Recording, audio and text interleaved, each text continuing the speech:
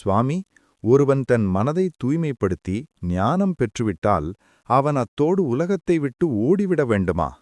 அவன் எப்படி மற்றவர்களோடு பழகுவான்? இந்த கேள்வி நம் எல்லாருக்குமே உண்டு.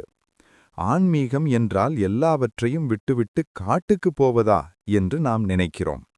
அதற்கு அந்த சித்தர் ஒரு புன்னகையுடன் பதில் சொல்கிறார். சித்தர் சொல்கிறார், மகனே, உண்மையான ஞானி என்பவன் உலகத்தை விட்டு ஓடுபவன் அல்ல, உலகத்திற்குள்ளே இருந்து கொண்டும் உலகத்தால் பாதிக்கப்படாதவன். அவன் ஒரு தாமரை இலை போன்றவன். இதை ஒரு அழகான உதாரணம் மூலம் அவர் விளக்குகிறார். தாமரை இலை தண்ணீரில்தான் வளர்கிறது, தண்ணீரின் மேலேதான் மிதக்கிறது.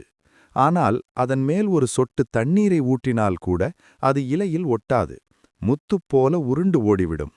அதுபோல ஞானி என்பவன் குடும்பத்தில் இருப்பான், தொழில் செய்வான், மக்களிடம் பழகுவான். ஆனால் எதன் மீதும் அவனுக்கு எனது என்கிற பற்றிருக்காது.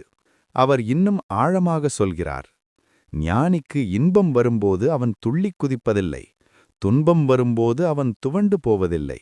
ஏன் தெரியுமா? அவன் ஒரு சினிமா பார்ப்பவனைப் போன்றவன். யோசித்துப் பாருங்கள். நாம் ஒரு படம் பார்க்கிறோம். திரையில் ஒரு பெரிய வெள்ளம் வருவது போல காட்டுகிறார்கள். அதை பார்த்து நாம் பயந்து தியேட்டரை விட்டு ஓடுகிறோமா? இல்லை. ஏனென்றால் அந்த வெள்ளம் திரையில்தான் ஓடுகிறது, நம்மேல் படாது என்று நமக்குத் தெரியும். அதுபோல ஞானி என்பவன் தன் வாழ்க்கையில் நடக்கும் நாடகங்களை பார்க்கிறான். உடல் மாறுகிறது, சூழ்நிலை மாறுகிறது, உறவுகள் வருகின்றன, போகின்றன. ஆனால் அவன் இதையெல்லாம் ஒரு சாட்சியாக, விட்னஸ், நின்று பார்க்கிறான். சித்தர் சொல்கிறார், நீ ஒரு விருந்தினரைப் போல இந்த உலகத்தில் வாழ். ஒரு விடுதியில் தங்கும் பயணி இந்த கட்டில் என்னுடையது, இந்த அறை என்னுடையது என்று உரிமை கொண்டாட மாட்டான்.